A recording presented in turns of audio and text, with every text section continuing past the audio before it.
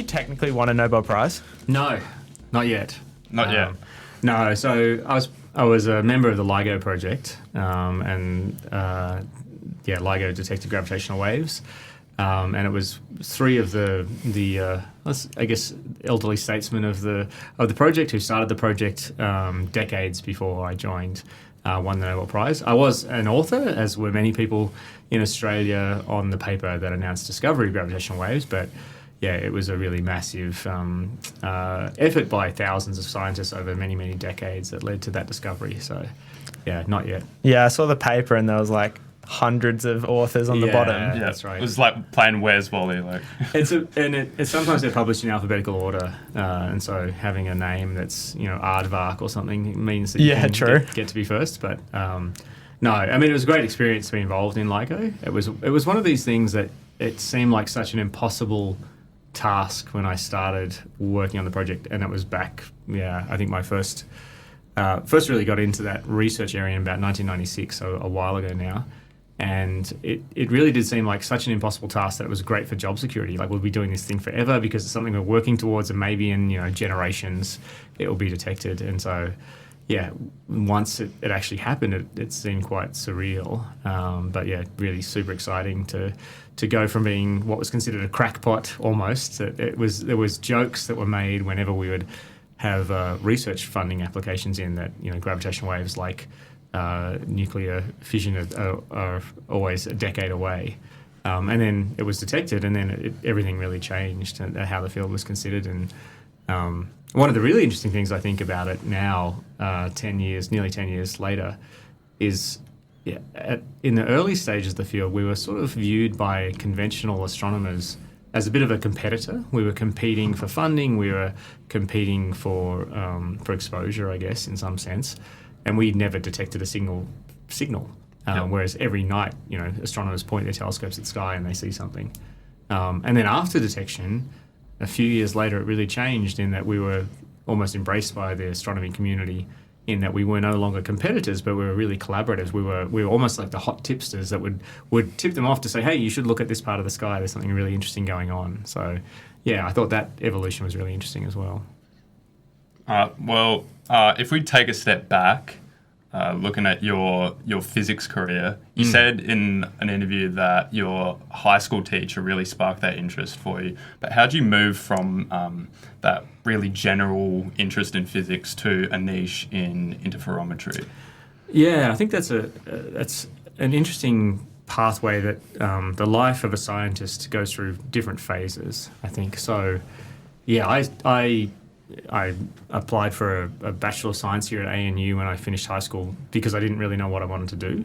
A lot of the really smart, nerdy guys in my class in Year 12 at Lake Ginninderra College were doing physics, and I was like, oh yeah, I could do that. So really it wasn't a lot of thought put into why I was doing science. I was never really interested in science as a kid. Like, I played a lot of sport, and but I think I'm quite competitive. So I wanted to kind of show the nerds that I could go toe-to-toe with them a little bit. But also I really like problem solving. And so I think that's actually a really important aspect that helped me make the transition from undergraduate academic achievement, which I was never that great at, to being really good at research. So it's actually quite a different skill set, I think, to be good as a professional scientist than it is to be good as an undergraduate student. And a lot of people really struggle to make that transition. I remember back in my group several years ago, we had a lot of super smart people coming through. And they would come to research and they would really struggle. And part of it was almost like an identity problem, that for their whole life they had been the smartest person in their class. And now they were put in a group where every single person was the smartest person in their class. And they really struggled to make that change.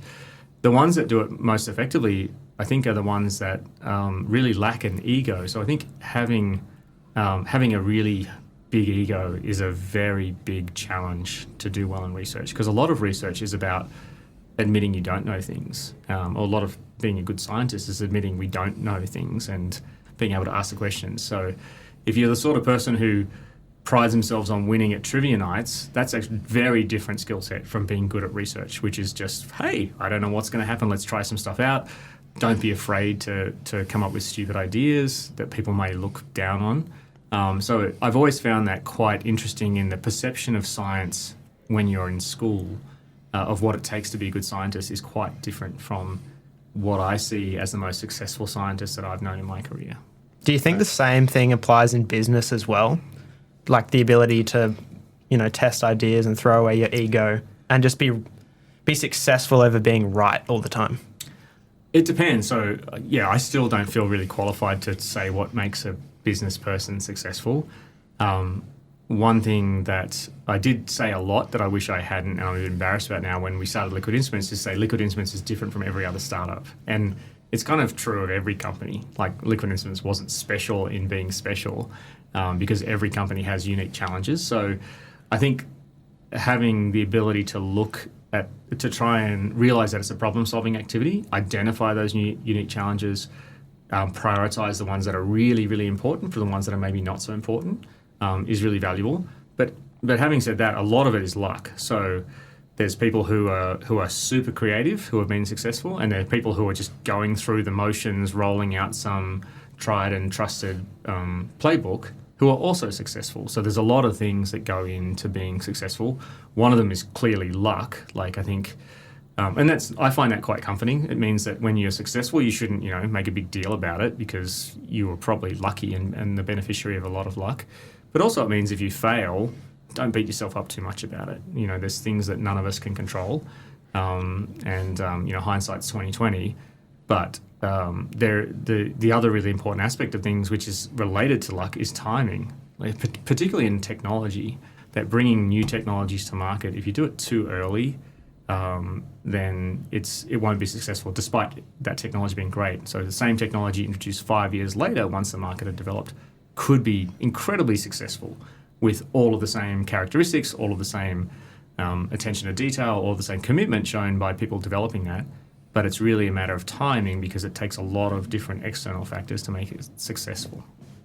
Yeah, I think you see that a lot with say social media companies, right? With MySpace coming out well before Facebook, and then Facebook comes out and ultimately takes the cake. Yeah, and I think Apple has really done a great job about picking the timing of leaning into new technologies. They're often not the first. They often do it quite well. But a lot of it is around the market has to be at a certain level of maturity. And Apple's going through this struggle at the moment with AI. AI is taking off much more quickly than I think people would have imagined 5 years ago. And Apple's probably a little bit missing in action in some sense on some aspects of it. And maybe it'll turn out they were right to wait. But maybe it'll turn out this is one where they missed the boat. I'd love to get into your job at NASA before we move on to stuff in business, just because I'm super curious about that. Why don't you start off, how did you get the job at NASA and what were you working on? Okay, so I think I've told parts of this story before, but I'll try and tell a more cohesive version of it. So I did my PhD here at ANU, finished my PhD, submitted PhD, went out with a bunch of friends to celebrate submitting my PhD, had a few drinks, had a few more drinks, ended up at, I think it was about 3 a.m. at a park in Kaleen, playing on a children's playground. And, typical PhD celebration. And one of my friends, Margaret, said to me, what are you going to do next? What are you going to do when you finish? And I was like, I don't know, I've got a job, offer as a postdoc here in Canberra. My partner Jan had a good job here. She was my sugar mama. So I'd probably just, stay here for a while. And she said, but if you could do anything in the world, what would you do? And I remember just being really struck by that question because I'd never asked myself that question before. It's a crazy thing to think you've never said, if you could do anything in the world, what would you do? It was always, one foot in front of the other almost. And it was a few months before that we had a journal club in the physics department where you had to pick an article and present it, one that you thought was interesting. And I had found an article where someone had this crazy, stupid idea to take gravitational wave detector, the LIGO detectors basically, which is a hugely complicated, sophisticated device, and someone wanted to put it up into space. And I remember giving the journal club talk about it, like, isn't this a funny, crazy idea? But then I couldn't stop thinking about it. And so when Margaret asked me that, I was like, I've heard about this project, this LISA project, and I'd really like to work on that. And she said, well, you should do that. Go and get a job working for LISA.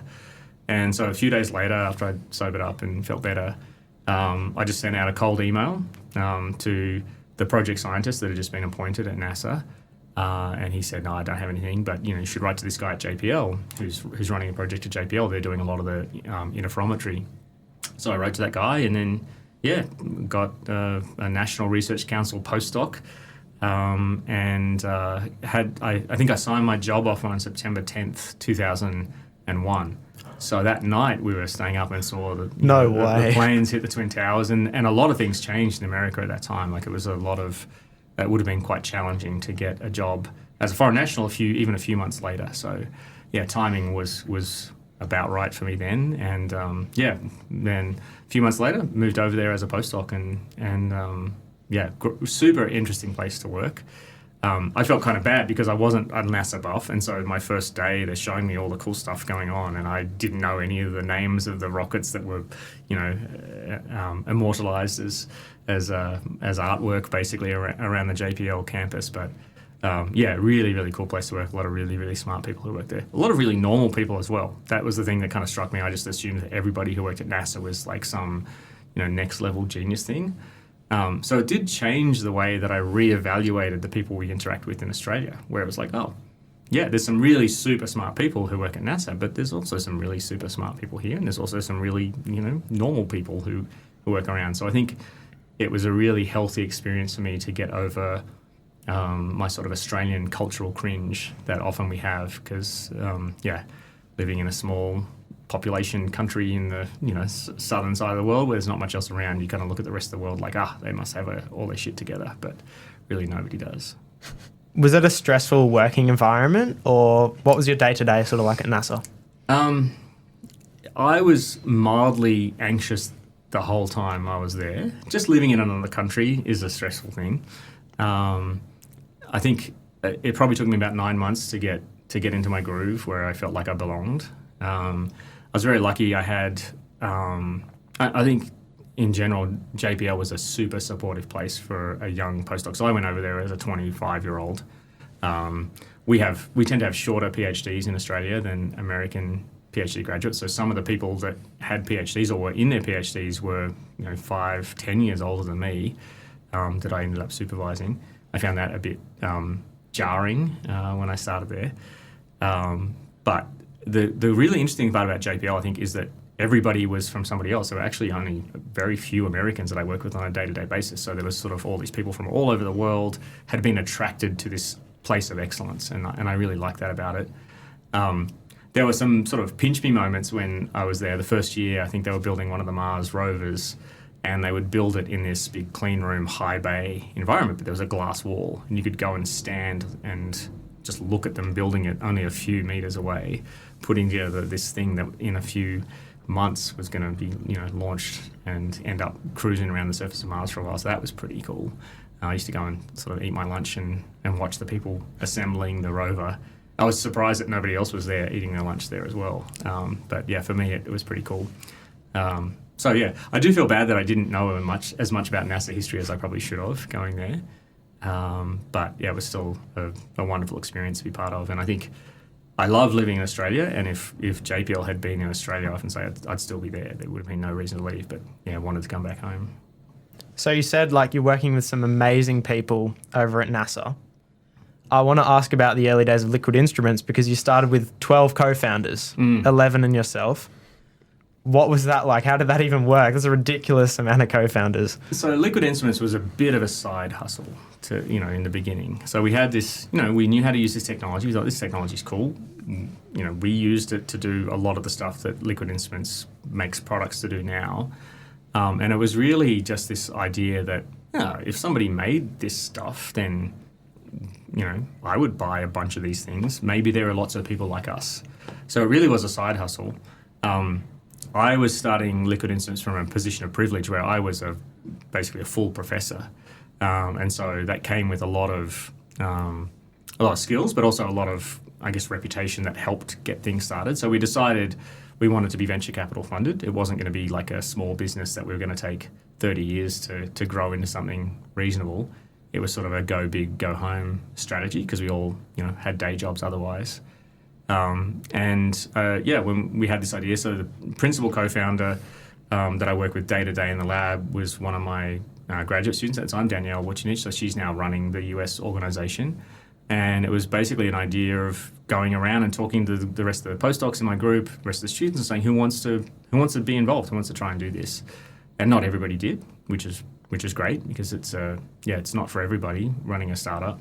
I think I'm really proud that 10 years later now we still have a lot of the founders are still involved and still talking to each other is somewhat of an achievement, let alone all working together so productively.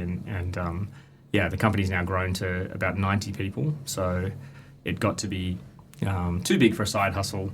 And so I reluctantly stepped down from my professorship position last year. So I'm sort of out in the wind. It really was based on like decades of investment in fundamental research. So that's something I'm very grateful for as well, and want to make sure that we pay that back by keeping the company in Australia, creating a career path for students that are coming through today, which historically Australia hasn't done a great job at. If you're lucky, somebody dies or retires in academia and you get a job. But other than that, if you want to stay in a scientific field, often you have to move overseas, which I think is quite sad. It's particularly now when you have a lot of people who, by the time you finish university, you have partners and families and a whole bunch of reasons that you might want to stay for personal reasons. And it'd be great if there was some way that you could stay in a scientific or technical field in Australia. So you spoke about growing the team at Liquid Instruments, and I was curious to find out how. Well, you mentioned that there were certain points where you hired people where they had expertise that exceeded your ability to leverage it, as opposed to adopting what you called a just-in-time approach to hiring. And so I was curious whether that was a specific experience that led to that bit of learning, or what was the story behind that? I think it's a mistake that we've probably made repeatedly in the company, actually, and this maybe comes down to the way that scientists and engineers are treated in Australia and the way that we think about ourselves, where when we started Liquid Instruments, even though I was relatively senior for a startup founder, there was still this view that there was the business world and then there was the scientific world were quite separate. And now that we were running a company, the skills that I had were great, good job, buddy, inventing the technology and the product. But now the grown-ups are here, and we're gonna tell you how to run the business. And you need to hire grown-ups that tell you, because this is really hard. And I think it took me a while to realize it's actually not that difficult. Like certainly experience that you can benefit from, but it's not something that you need to shy away from as a founder. If you're willing to learn those new skills, learn to speak the language, then it's definitely something that you can manage. And again, to the uniqueness of startups, that every startup has its own unique set of challenges, bringing that problem-solving mindset is incredibly valuable.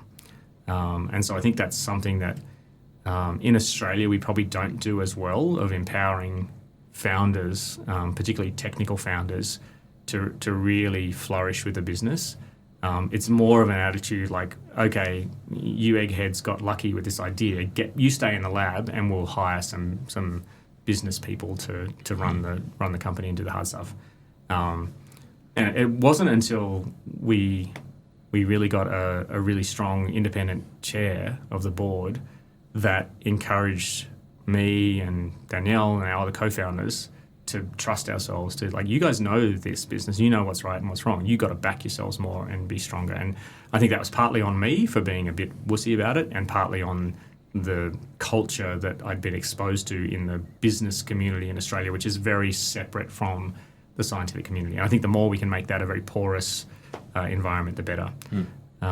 There are some venture capital investors or private equity investors that their whole hypothesis is that technical founders do not make good CEOs, and they just invest based on that. And that's fine, but it's just not always true. So I'm glad that we managed to hang in there, and now we feel a lot more empowered to make these decisions about not just the technical aspects of the business, but about the business aspects of it as well. So looking at the early days of liquid instruments, you've got your Moku product, but it has such a diverse range of applications in so many industries. How did you go about finding your first customer and that like initial niche that you were going to target? Yeah, this is probably where we went against conventional wisdom in some way, in that conventional wisdom for a startup says you kind of find your niche or your beachhead market and you drill down into that and you own that narrow segment. And then once you own that, only then do you expand laterally to, for world domination. The challenge for us was that one of the key value propositions of the device was its versatility. Like it can do lots of different things for lots of different people. And so that's a big challenge. Like where do you invest your marketing dollars? Where do you focus those efforts on? We ended up, again, on the premise that if somebody made this product, we would buy it. Maybe there are people like us. That's how we started. So we started selling to colleagues, to every PhD student that I ever had that had a budget and still did what I asked them to do, would try it out. Basically people who knew us and knew that we had a good reputation, that we were serious people, and if we had decided this was going to be good enough to devote our time to, it was probably worth them having a look and giving us the benefit of the doubt. And that was super essential because really the product was probably more promise than reality for the first few years. It's only been in the last few years that it's really pretty rock solid and super compelling.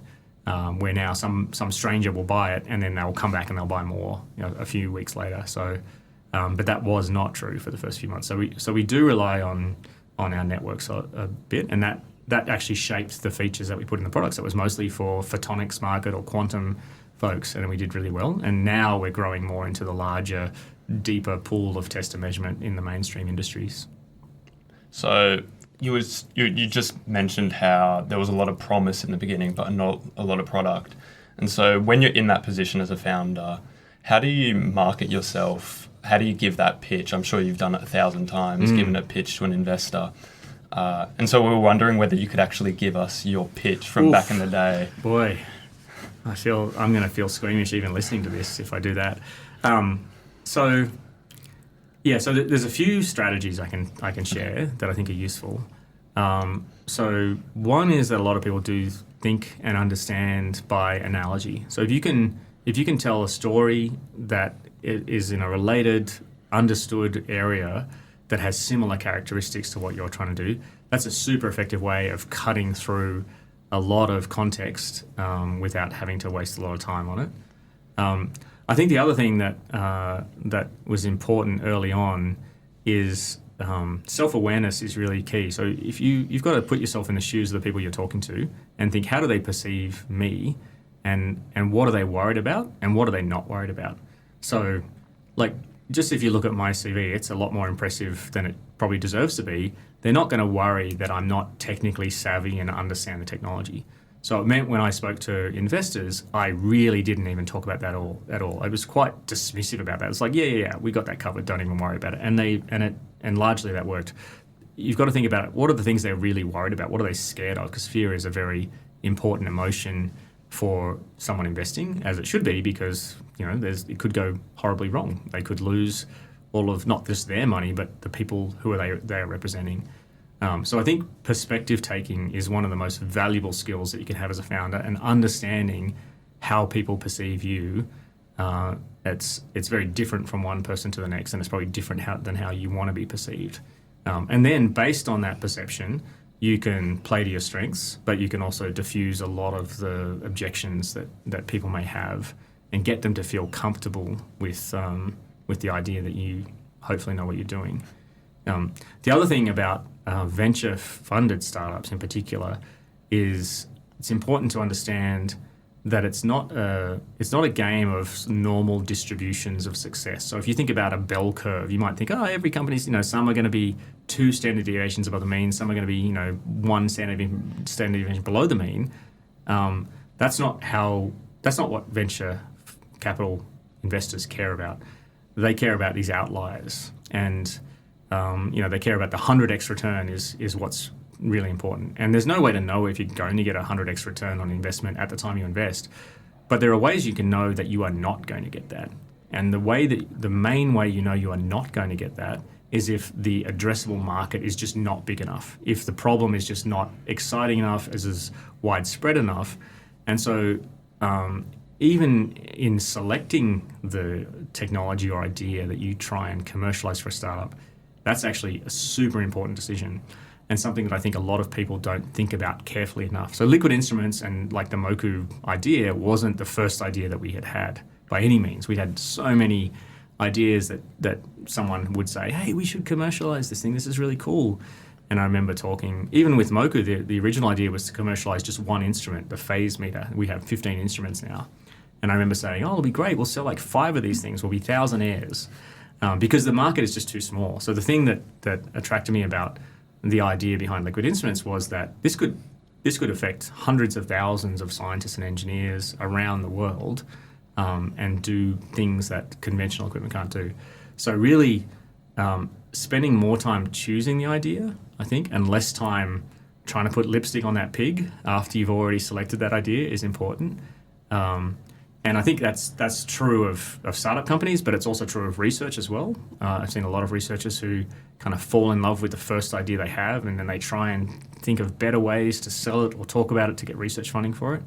Often you're better at just, spending more time in that brainstorming part of the ideas phase and just coming up with a better, different idea.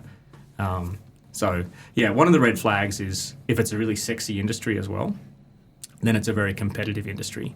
So test and measurement equipment, which is what liquid instrument makes, is one of the most boring things you could think of, which is good and bad. So it's good because we don't have a lot of new startup competitors that we're competing with, but it's bad in the sense that a lot of venture capital investors don't even know what it is and don't have anybody who's a specialist in that area. So we have struggled in later stage conversations where talking with some of the big firms that have a dedicated specialist for LiDAR or quantum and definitely AI and those sorts of things, whereas test and measurement hasn't really been a focus of venture capital investment since 1945 probably.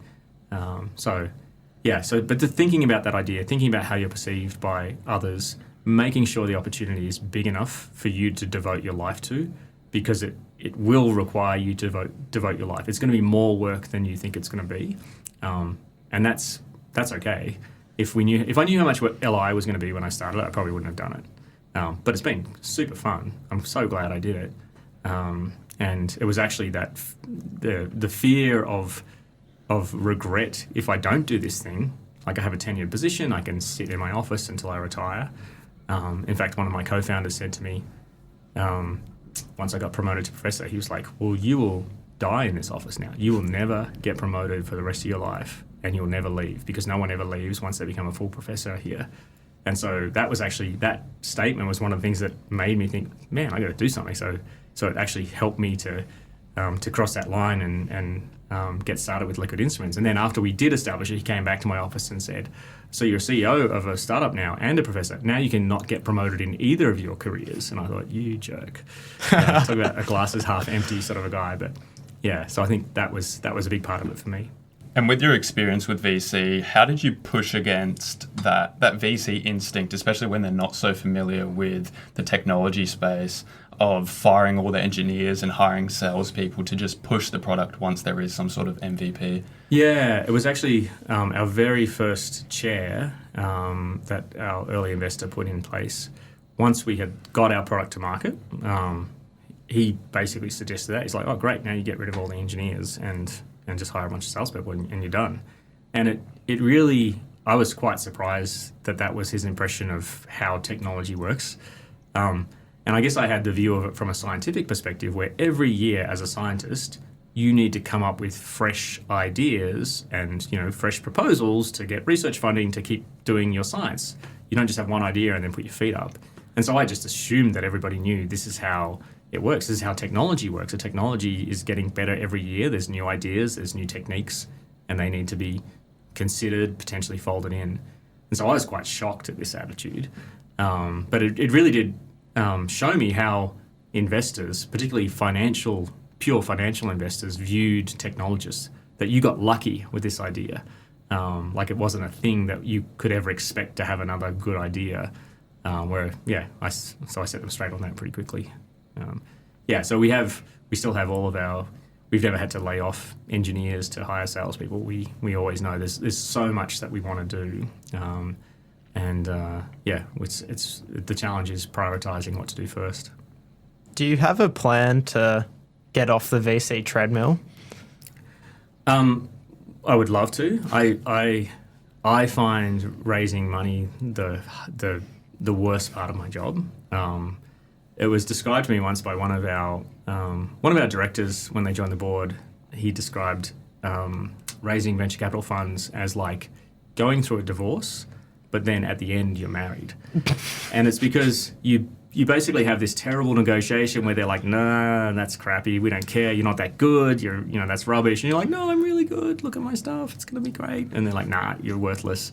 And then if you can finally somehow arrange to have a deal, that's now your partner for like the next 5-10 years, And so, that was something I didn't expect in the first round. And things got quite heated towards the end of the first investment round. And that now that person is still involved in the company, and we're on, they've been a great help, and we're all good now. But it did make me realize how to approach these investments differently, because you are arguing for someone to be your partner for a long time. It's a weird dynamic that I struggle with. I find it super stressful. I always get sick when I'm doing investment rounds and that sort of stuff. So luckily now we're at Liquid Instruments is at the scale where we have a lot more control over when we need funding and how much funding we need. And it's really about trading off how quickly we want to grow versus how often we want to raise capital.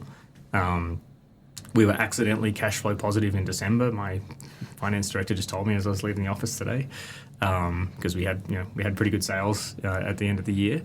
But we've got a lot more stuff that we want to do. So I'm not ready to tap the brakes yet on the development side of things.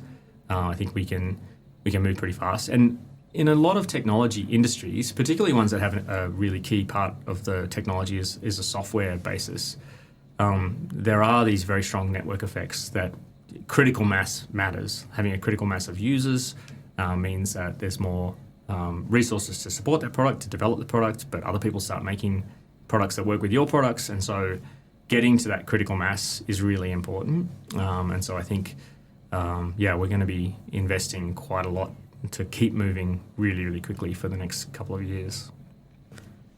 Going back to the early days of developing the product, as researchers, you're basically developing the product for yourself. So you have a good idea of maybe like what the product should look like, what it should do. But what was sort of the other signs that you were onto something and you had a good idea? There were a few in this case. So first of all, I loved it. Like I just the technology. So our product uses a type of computer chip called an FPGA, a field programmable gate array, and that is a chip. It's a bit like it's to a GPU what a GPU is to a processor. So it's sort of a more parallel processing version of a GPU, and it's slightly more difficult to program than a GPU, which is slightly more difficult than a CPU in general. And I remember the first time I used this technology, I was like, wow. It was sort of like a moment where the first time I ever used MATLAB to be able to simulate stuff as an undergraduate, I was like, this is amazing. This is like all these maths questions that I had to like figure out with pen and paper. Now I can just check the answer and I can, try new things. And it was really kind of a revolutionary part of it. And that's how I felt when I started using FPGAs, that this is something that allows me to not just do maths on a computer, but connect that maths to the real world in a way that I can control things in a meaningful way. So it felt kind of magical to me at the time. And then we got, it was a long slog to get good at it. The tools were not as well developed as they are today. But once we had developed our first few versions of the thing that ultimately became the product, some people wanted to borrow it. So we loaned a system to the National Measurement Institute in Sydney, and they didn't want to give it back. And then we had another group in Adelaide that we were working with, and they also didn't want to give it back. And we're like, oh, that's kind of interesting, because you couldn't buy the thing. Like, we had to build it basically from scratch each time. So that was a bit of a clue. But often it's about trying to understand the potential is difficult, because you've got to put yourself in a state that ignores the little voices in your head going, but it won't work because of this, and it won't work because of that, and it won't work because of that. And you've got to kind of overlook that and go, but if we could solve those problems, it'd be pretty cool. Because very few ideas are born fully formed at birth. So there's always going to be something wrong with it. And I think this gets back to what I was saying earlier about the type of mindset of people who are great at research, at developing new things. In the last 20 years, I worked with some people who were super, super smart, but had this mindset that when they would hear a new idea, they would suddenly kind of get a little bit agitated and say all the reasons that idea wouldn't work. And only when the person whose idea it was couldn't get past one of the problems would they relax. And it was almost like there's this mental discomfort with new ideas. And I used to think, again, back to ego, it's because if they think they're the smartest person in the room and this person has come up with this new idea, either that idea doesn't work or they're not the smartest person in the room. So their whole ego is tied to proving that idea doesn't work and killing that idea. And you've got to just suspend that disbelief for a while, play with these ideas and think, it may take a few days or a few weeks or a few months to get these ideas to work. And so I felt with the idea behind Liquid Instruments that, there's going to be lots of things that are hard about it, but it had enough going for it that there was probably going to be a pretty cool solution at the end of the rainbow that we could work towards. And it came quite quickly, really, for us. When you were developing the product, you said like FPGAs are really hard to program. I think you said they take like 3 to 4 years of knowledge to be able to like program them.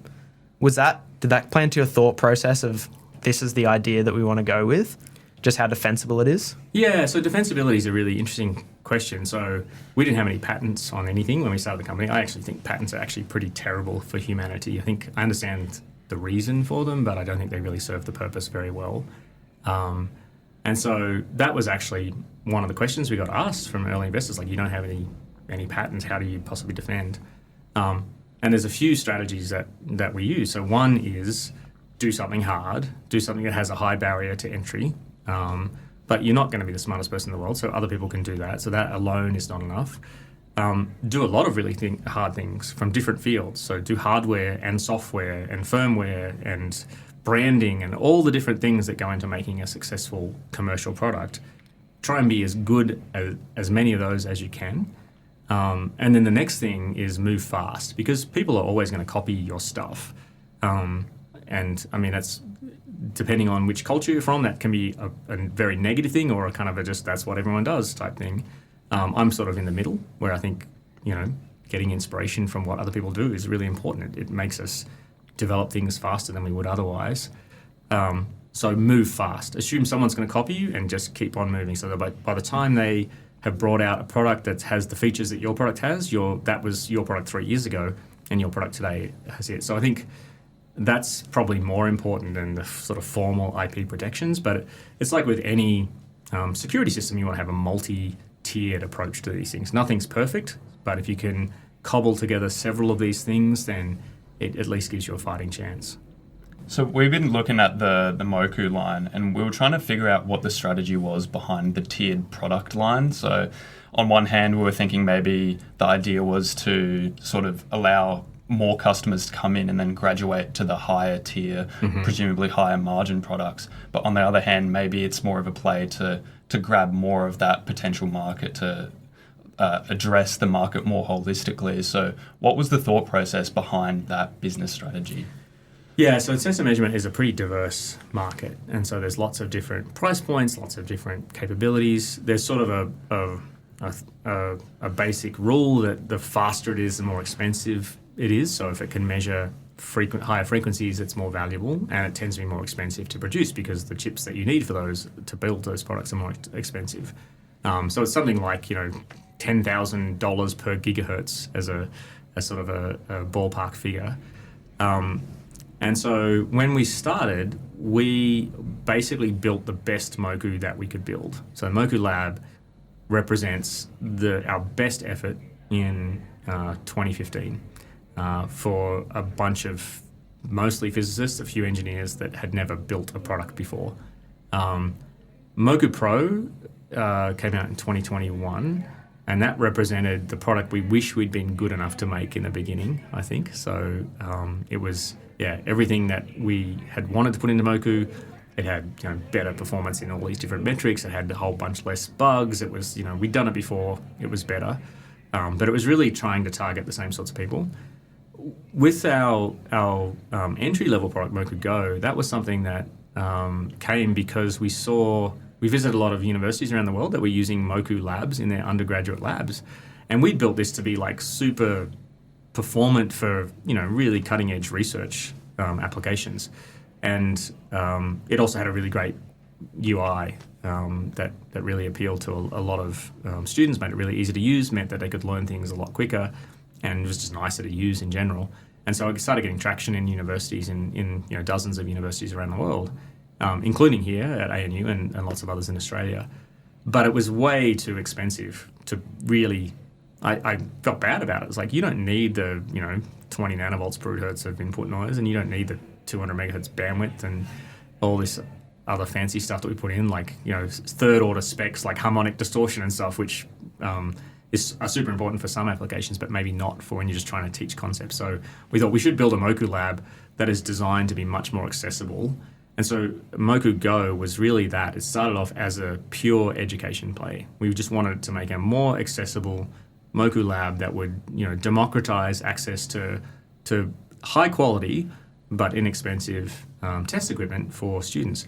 One of the things I often thought as a lecturer or as a lab demonstrator is it's super powerful to be able to look at different physical concepts from different angles. So being able to look at something in the time domain, but then look at it in the frequency domain, or then look at it, be able to measure the transfer function. But you just don't get those access to the tools you need in undergraduate labs. Often what you get in undergraduate labs is the big companies take away all their good features and give you the cut down version that works the same as really complicated professional equipment. So it's not a great user experience for new people, but it's just cheap. And we didn't want to do that. So we had all the same high-end software that comes with the high-end versions to education. Turns out it's also been super useful for us to have that low-cost version as a gateway drug, I guess, to Moku, because as the product has become more and more sophisticated, we started with 3 instruments on it. Now it has 15, and some people who bought it back in 2016 have not paid another cent, and now they've got 4 times as many instruments. It almost was at the point where one of the big problems when we're trying to sell it to people is they hear about it and they're like, this is too good to be true. It's got to be a scam.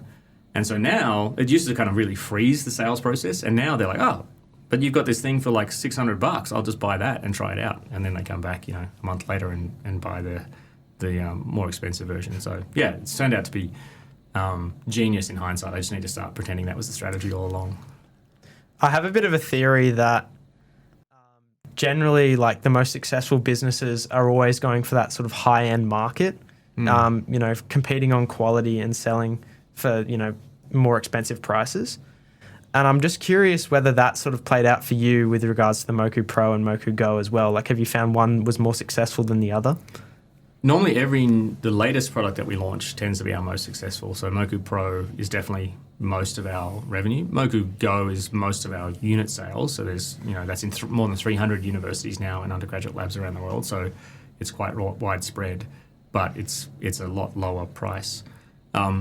I think, that's a good strategy for some fields. So I think, to think about some that come to mind, Tesla, had that strategy. They started off with really high-end Model S's where it's not super price sensitive. They can almost hand build every car if they need to and sell it for a lot of money. For us, we didn't have that strategy. And it's because the level of software that we could put into this thing to make it super valuable takes a long time to develop. So it's really about figuring out what is the endpoint for the product that we want to have. And that's great. But if you try and get there in one jump, you're almost certain to fail because you just bite off more than you can chew.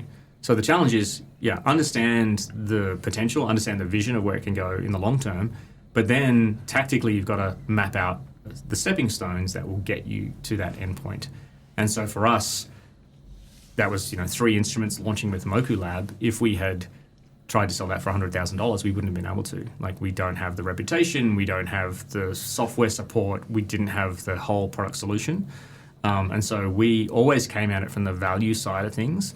But the secret source of our strategy is that the software that we've developed for Moku Lab also runs on all of our other devices. So we're really building up this, not war chest, but this, this pot of assets that is going to carry us forward for decades and be evolved, and be refined. It's actually interesting because from a hardware perspective, it doesn't really roll forward from one generation to the next as much because parts go end of life, new parts come along, whereas algorithms, if they're well designed, can really stand the test of time. So every year we exist, we have more software resources that put us in a stronger position to be able to deploy it to new products. So launching a new product this year, it will come out on day one with all the instruments sitting there working. Whereas, the original Moku Lab took 8 years to get to the level that's even close to where we'll be on day one for the new product. I'm quite curious about the business model because the software is super valuable, yet you charge on like a per hardware basis. What was the thought process behind that? There was a few. So I think the software industry changed in 2007 with the iPhone, or maybe it was the next year or two later with the App Store, where it sort of really devalued software for a period of time.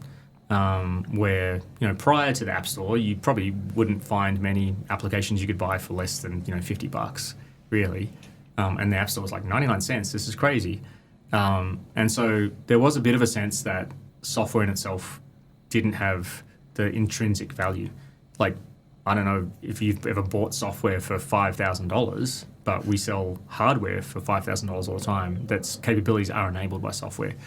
So it's also one of those things we were asking a lot of people to change their behaviors with our product because it is a pretty weird, different way of doing things. And we wanted to be a little bit conservative about not unnecessarily asking them to change other things as well about the way they buy their equipment. So obviously subscription is a big thing. We could be charging subscriptions for our software. I'm always trying to look at things from the user perspective. For me as a user, I don't want to pay subscription for software. I don't know if I'm going to have funding next year. So it's really important for me that when I get a bucket of money and I buy stuff with that bucket of money, I want to be able to use that for the next 10, 20 years. And so that was something that we were quite intentional about early on. We could turn on subscription pricing anytime. I'm sure that if we do, it will be it'll be a choice for those users. We won't say you have to have subscription. I may eat these words one day when someone makes me do this, but yeah, I think we definitely want to always think about the user's perspective for this because we're still in this stage where we need people to love us. We need people to tell their friends about us. So this is a really cool company. We actually want to be a really nice company to users. I think focusing on what users want is the most important thing. And for most of our users today, that sort of subscription is just simply not palatable for them. Even though it might make us more money in the short term, it's going to inhibit our ability to attract new users and have them love us. You spoke about in a podcast episode when we were doing research, you want to make your product as awesome as possible. Mm-hmm. How do you ensure awesomeness in your product? Yeah, that's a good question. So if you think about the things that the product has to do, first of all, it's got to be fit for purpose. It's got to do a good job at the thing that people want to buy it for. And so what I've learned about how to introduce it to people over the years is we can't come straight out the gate going, look at all this crazy cool stuff that it does, because that's going to be weird to people. So there's sort of these phases where if someone comes to our website for the first time, we actually need to make it look quite familiar and almost boring in some sense. So they're like, okay, yeah, this is a serious piece of equipment for us to look at. And only then, once they feel comfortable that you are a viable candidate, that they're not going to be laughed at for buying this thing, only then can you sort of start to release the awesome a little bit. And I find it the same with product development as well. So with product development, you've got to really focus on the fundamentals. It's got to do a great job at the reason that it exists. And then there comes a point where it's not too close to the end, because if it's too close to the end, it's just like really sprinkling on superficial bells and whistles. Like, you've got to have at least 12 items of flair on every new product type thing. But it's a stage probably about halfway to 2/3 of the way through where you've got the fundamentals down, and then you just need to sort of sit with it, to talk with others. There's certain people in the company that I find are really creative and are open to like crazy brainstorming, and there's other people who are really find that very uncomfortable. So you've got to, make sure there's a meeting where all those uncomfortable people are in another meeting at a time, and you host the brainstorming. And be okay to say stupid ideas, be okay to say dumb stuff. I think the founding team were mostly in that latter camp. I remember conversations about how the product was going to be designed, and we thought, well, okay, so how do people find their test equipment? Well, they either buy what they've already bought before, which doesn't help us, or they buy what their friends recommend, their colleagues recommend, or they find it on the internet. So if we think about number 2, when I go on a lab tour of somebody's lab, there's just all this test equipment on the wall, like you see in any sci-fi movie. It's like the supervillain's lair where they have boxes and boxes of equipment. We would want to stand out in that scenario. So we thought, well, it's got to look interesting and beautiful and noticeable, because we want someone to go, what the hell's that thing, as they walk past the lab. So that's why it was designed the way it was. And we had these crazy conversations where it was going to be like a donut with a hole in the middle, which was impossible to build. One of the things we had a lot of LEDs that can change color, and they're quite functional in what they do. But the early idea was, hey, what if we had it so that every instrument had its own color? So when it changes from one instrument to the next, the LEDs change color. And I thought, what if we had it like, those joke beer mugs that are like doubled walled, that look like they have beer in them, and then you can throw it in someone's face, and it's really captured inside there. And I was like, we could have it like that, and we could have like the liquid inside it change, and it would really play to the analogy that the company name's playing to. And I remember the CTO at the time, Tim, said, yeah, and we should light it on fire. And that was when I knew we'd gone too far with the brainstorming, and so we toned it down a little bit there. But yeah, don't be afraid to kind of think, wouldn't it be cool if, and then let that idea run for a little bit. But getting the fundamentals right is super important. And then be very intentional with why you're doing these things. You don't just do them for the sake of it. Sometimes they end up being terrible ideas, and sometimes they end up being good ideas. And I suppose landing the plane now on this conversation, wrapping up, looking to the future from your perspective as a CEO from a technology company, when it comes to all the ambitious young people out there, what do you think is a really important thing for them to have in their skill set, whether that be the soft or the hard skills? Yeah, it's a great question. I think that my honest answer is it depends. I think that resilience is a really big part of it. That if you're going to do something like this, there's going to be a lot of gut punches along the way, and you've just got to be able to deal with that and get up. And it's not easy. So I'm super lucky that I've got my founding team with me, who are there to share all the bad times and the good times as well. I think I don't envy the solo founders who've started this thing themselves and then had to cobble it together from scratch. It will be a lot of work. So the standard mode of operation for a startup is, as you get more and more challenges come along, you throw more and more hours at that challenge. And that's a really difficult thing to scale to a large company. So making sure that you take care of yourself, make sure you take care of your team is super important as well. And then maintaining the levels of ambition, I think, is a really challenging thing to do. And I've noticed it with some of my founders, we're already far more successful than they ever, hoped that we would be. And so their job, they feel like, is to let's just keep the wheels on the cart and not stuff anything up.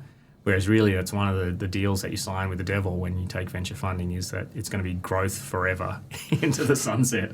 Every new investment that you take on is not necessarily something to be celebrated, but it's really an obligation now that you've signed up to, that you're going to do even better in the future than you're doing today. And that's a mindset that not everybody has. So, but approach everything with an open mind. Think of everything as a problem to be solved. Ask for help when you need it, and you'll probably be in the upper half of the founders that I know. Great. So where can our listeners learn more about you, your company, your journey? Check out our website if you want to see what the company does. We have a lot of stuff on our website now. I think there's a lot of people here at ANU who have also had really successful startups. A lot of them come out of my department. So Quintessence Labs is a great one. I was speaking to the founder of that earlier this afternoon. Via Photonics was acquired by Advanced Navigation. There's another company, Forge, now in my department. So there's all these great companies that are coming out. So my story is, maybe relevant to other people, but I'd say look for a lot of stories and find the one that you think has the closest pattern to what you're trying to do, and then learn from them. It's super important to learn from your own mistakes, but it's much more satisfying to learn from the mistakes of others, I always say. Thanks so much, Daniel. Thanks for letting us learn the mistakes from you. Yeah, thanks, guys.